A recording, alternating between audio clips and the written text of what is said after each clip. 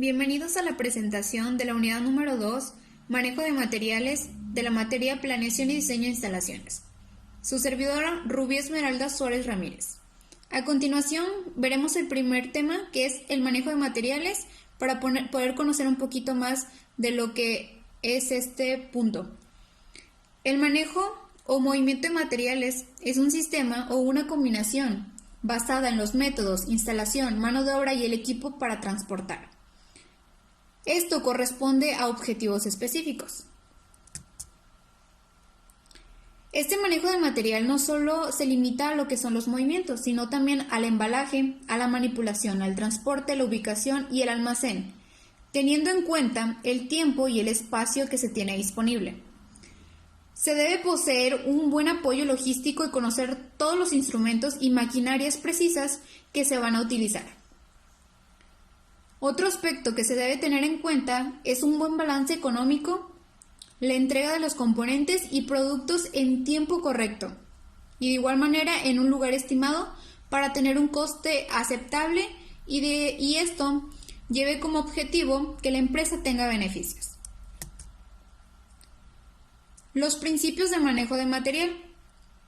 Un correcto manejo y el almacenamiento de material, ¿qué va a pasar? Nos va a garantizar tener ventajas competitivas, que es lo que busca la empresa, ya que al tener el mínimo de daños en un producto, aplicando lo que son las técnicas seguras para el manejo de material, la empresa puede proveer el nivel deseado de servicio al cliente y así tener un costo razonable.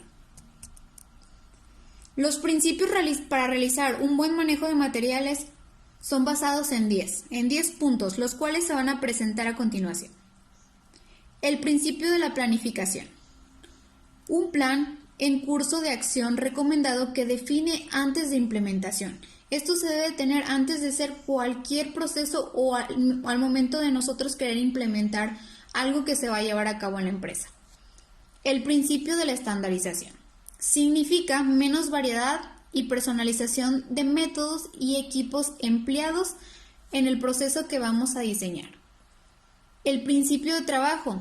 La medida de trabajo es el flujo de material basados en el volumen, el peso, en cuanto a la unidad de tiempo, esto multiplicado por la distancia de traslado. El principio ergonómico. Busca adaptar el trabajo a las condiciones laborales y las aptitudes de nuestros trabajadores. El principio de la carga unitaria. Es aquella que va a almacenar y trasladar una entidad única, sin tener en cuenta los números de artículos individuales. La utilización de espacio. Este es un punto muy importante. Este maneja lo que es la parte de los materiales a través de un tridimensional o de igual manera un espacio cúbico. El principio de sistema. Conjunto de entidades interactuantes que forman un todo unificado. El principio de la automatización. Este es una tecnología relacionada con la aplicación de los dispositivos electrónicos, electromecánicos y sistemas basados en computadoras al momento de operar y controlar las actividades. El principio ambiental. Aparece a partir de las intenciones de no desperdicios de recursos humanos, para poder predecir y eliminar posibles efectos negativos al momento de hacer nosotros nuestras acciones rutinarias y tiene que ver con cuestión ambiental. El principio del coste del ciclo de vida. Esto incluye en todos los flujos de efectivo que se deben de realizar a partir del momento en el que nosotros vamos a gastar dinero. Los conceptos de unidad de carga. Esto es un tema también muy importante, ya que es un conjunto de productos de pequeñas dimensiones que se deben agrupar con el fin de tener un buen manejo. Algunos de los ejemplos de estos son las cajas, los contenedores, los pellets y se agrupan para poder minimizar la frecuencia que se tiene al momento de tener los movimientos de materiales a través del equipamiento de almacenaje y la manutención estándar. Esto minimiza el mayor tiempo posible de carga y el descarga del vehículo. Existen dos características de unidad de carga, que es la resistencia, que es la forma de apilado, y la estabilidad, que es el movimiento. La selección de equipo del manejo de materiales. Para nosotros poder almacenar las mercancías, además de una nave o un edificio que por lo regular se ve en la industria, se requieren las instalaciones, los recursos humanos o personas en este caso que van a trabajar con el almacenaje. Se requiere una serie de equipos que permitan, como primer punto, minimizar el tiempo de las tareas al momento de manipularlas y almacenarlas. Evitar que los trabajadores hagan un esfuerzo excesivo. Cuando estén realizando el manejo de materiales, ya sea por los grandes lotes o por mercancías que son muy voluminosas.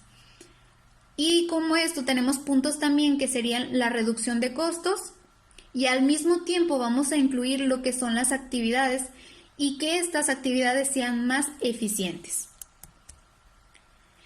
Aquí les vamos a explicar dos tipos, que son la trayectoria fija y trayectoria móvil, que es en la parte de la selección de los equipos al momento de manejar lo que son los materiales. Y nos dice que estos son las trayectorias fijas, son equipos que están realmente fijos, como su nombre lo dice, en el suelo de un edificio. Presentan la ventaja de permitir un transporte continuo en cuestión de la mercancía. Y vemos unos ejemplos aquí, que es como la transportadora, los elevadores, las grúas, los vehículos guiados automáticamente y los robots.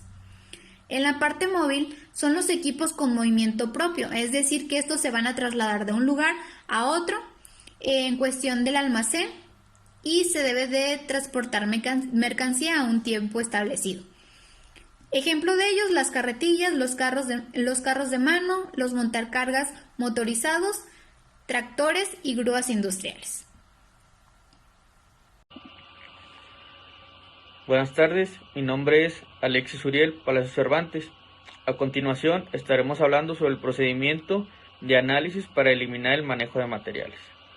Al hablar sobre eliminación de manejo de materiales, hacemos referencia al hecho de que debemos mantener un estándar en nuestros procesos, eliminando así todos aquellos procesos que no nos sirven y ajustándonos a las necesidades del cliente, produciendo lo que necesitamos manteniendo niveles de inventarios pequeños. Para ello, estaremos utilizando los 5 principios del profesor Yamashina. El primer principio habla sobre reducir el tiempo dedicado a recoger el material. El segundo principio estaremos hablando sobre usar equipo mecanizado o automático. El tercer principio es utilizar mejor las instalaciones de manejo de materiales que ya existen en la empresa. El cuarto es manejar los materiales con más cuidado y por último considerar la aplicación de código de barras dentro del almacén. También estaremos hablando sobre almacenes, áreas de material no conforme, su localización y el control. Aquí una pequeña definición de lo que son los almacenes. Un almacén es un lugar o espacio físico para el almacenaje de bienes dentro de la cadena de suministros. En un almacén se pueden depositar tanto materias primas como el producto semiterminado o el producto terminado, a la espera de ser transferido al siguiente eslabón de la cadena de suministros. También estaremos hablando sobre los procesos más comunes de un almacén. Esos son 4 procesos. El primero es recepción, que es el proceso en el que se identifica el material y se casa contra la posible información de pedidos pendientes. Después sigue la colocación en estanterías o paletización. Después seguimos con el picking o preparación de pedidos y por último la expedición, ya que un pedido lo hayan pedido directo en almacén.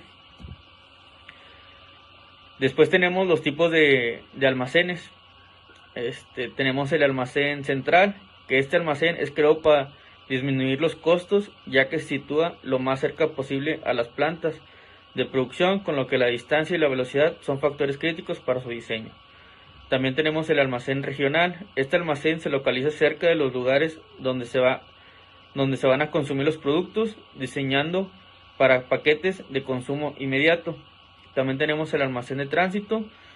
Se trata de un recinto especialmente acondicionado para la recepción y expedición rápida de productos. Se suele localizar en algún punto intermedio entre el almacén regional y el almacén de consumo. Y por último tenemos el almacén en punto de uso.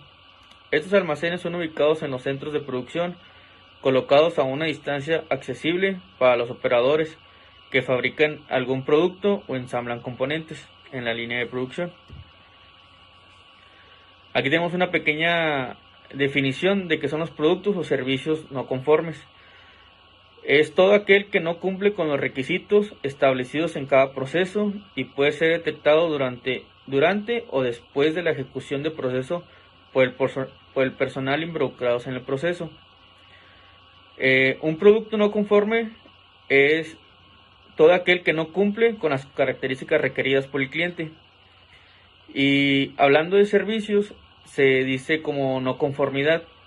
Esto es el incumplimiento con algún requerimiento establecido en alguna norma externa o interna, o incumplir con el deber.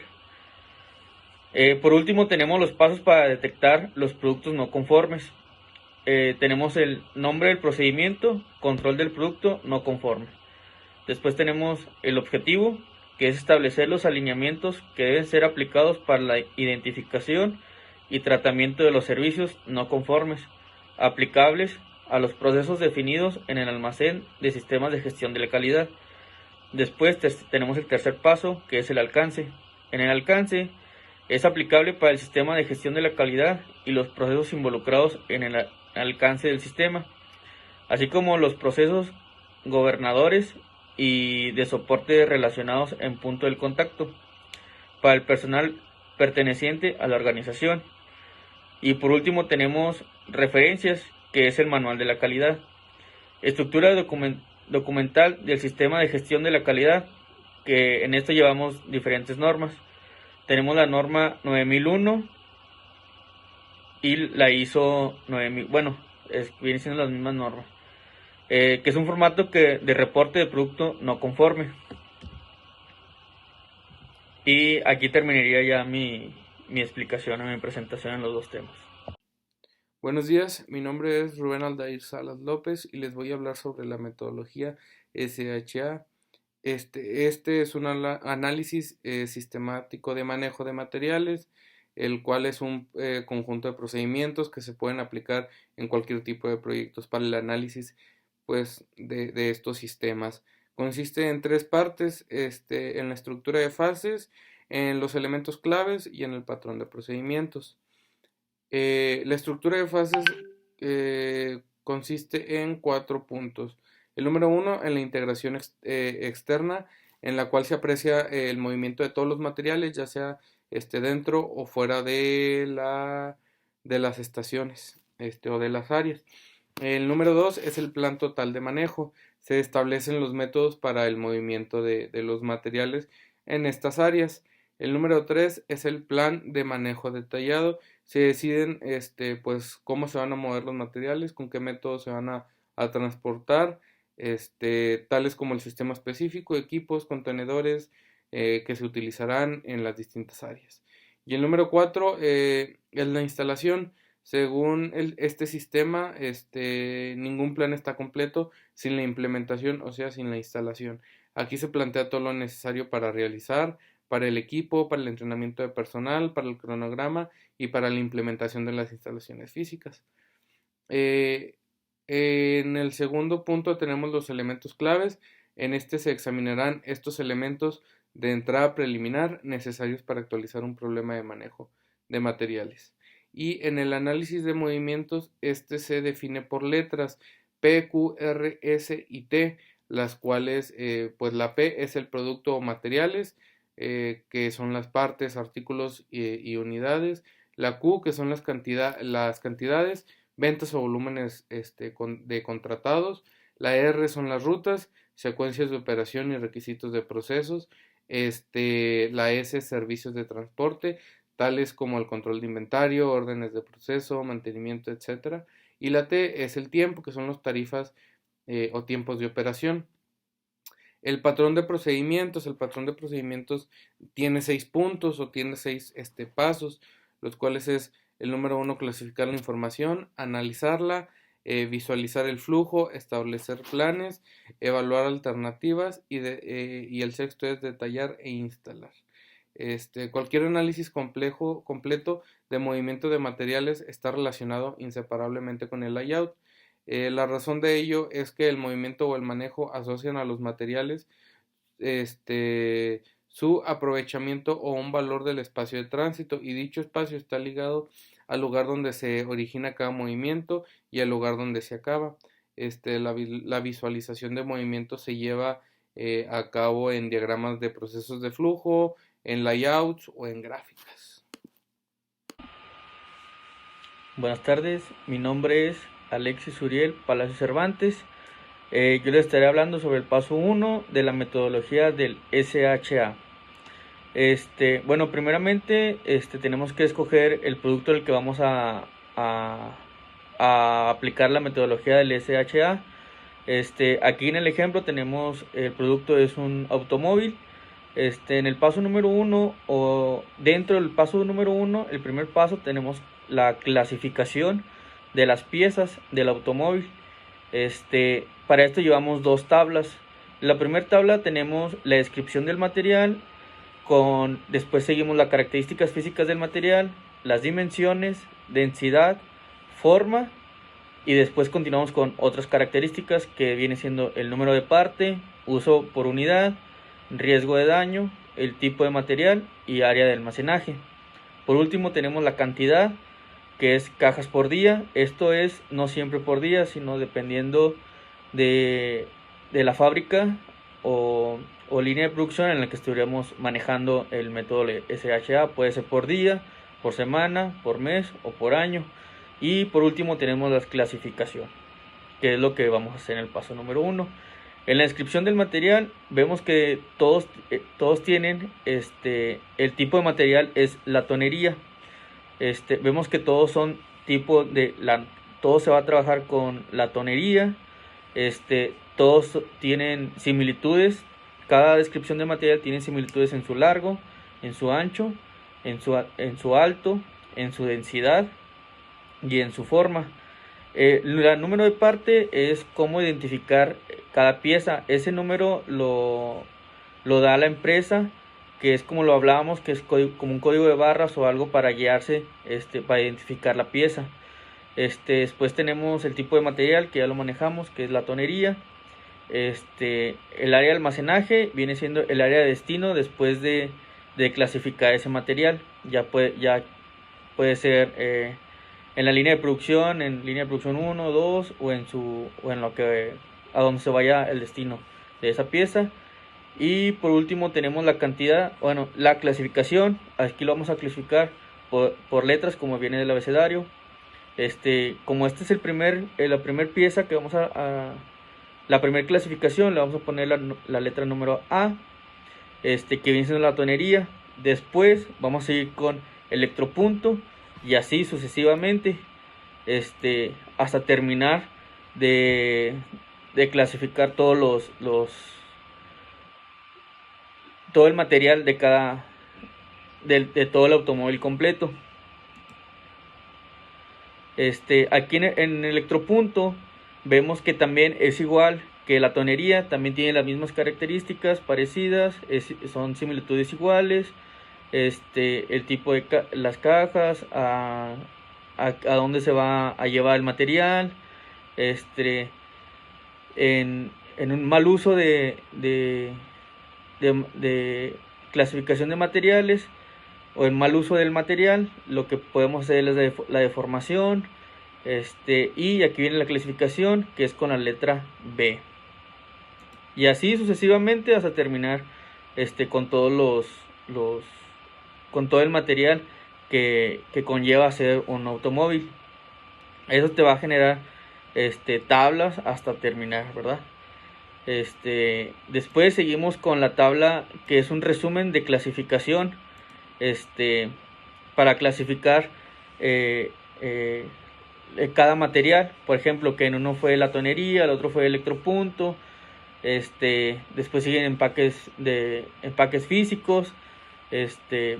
Para eso es la segunda tabla, para describir cada material. Por ejemplo, aquí tenemos en la clase del material, tenemos el ítem, que es el 1, 2, 3, la clasificación por números, como principal es cada que lo hacemos nosotros. Después sigue la descripción, que viene siendo los empaques de material de la tonería. La descripción del segundo material es empaques de material de electropunto. Y después sigue empaques de las fascias. Después de la tabla sigue la identificación de clasificación, que fue lo que hicimos anteriormente en la tabla anterior, que fue por letras, que ahorita tenemos la latonería, que es el A, electropunto B, y las fascias es el C, ¿sí? A continuación tenemos el criterio de clasificación. Para eso tenemos dos características de cada material. La primera son características físicas, que es donde vamos a poner el tamaño, el peso, la forma, el riesgo y la condición de nuestro material. Por ejemplo, en la tonería tenemos características físicas y aquí viene empaques voluminosos de cartón corrugados con baja densidad. El largo del empaque no es menor a 85 pulgadas. Y así sucesivamente. También en electropunto tenemos que es el empaque voluminoso de cartón corrugado con baja densidad. Es decir, este tipo de material es movido constantemente, ya que por su gran tamaño no puede almacenarse con gran cantidad de material. Después tenemos otras características. En estas características tenemos donde vamos a poner la cantidad de material, el tiempo y control especial de cada material, ya que pues, el manejo de materiales es diferente, ya que unos se pueden quebrar, otros se pueden deformar, etcétera. Por ejemplo, en la tonería tenemos que es mantenerse en lugares secos y techados.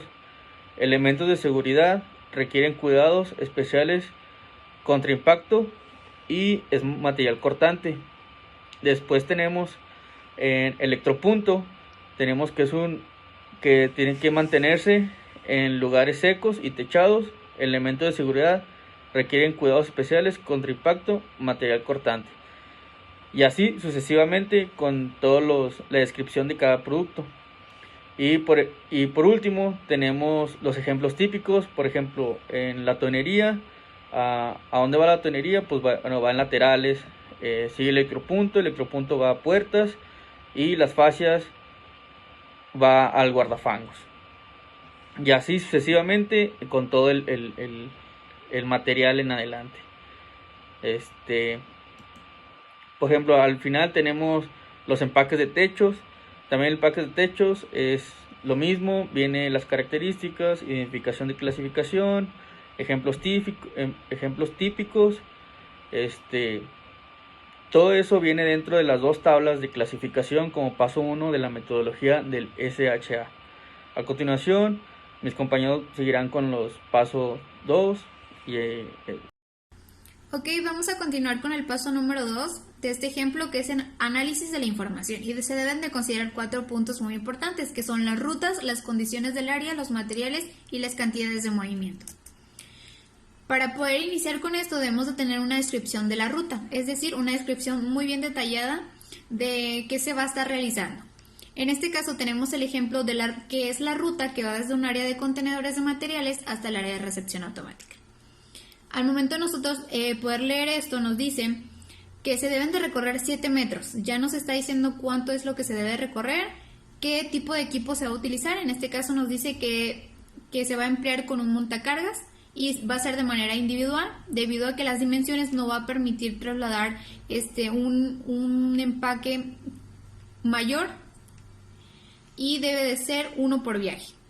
El paso es de 100% techado y existe un flujo de cargas peletizadas, objetos atravesados, montacargas y peatones. Ya nos está diciendo cómo va a estar el recorrido de esa ruta y nos manda a revisar una tabla número 6, que es la siguiente.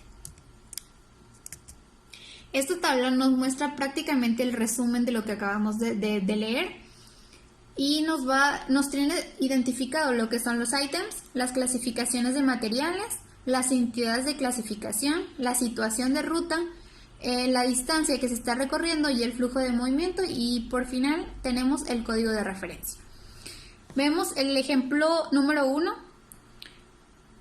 que nos dice que es un empaque de material de la tonería. Esto tiene una clasificación A y su lugar de carga van a ser las cajas tomadas de los contenedores que están en la recepción. El paso de ruta, van a ser los recorridos rectilíneos a través de lo que es el montacargas. El lugar de descarga sería el área de recepción automática.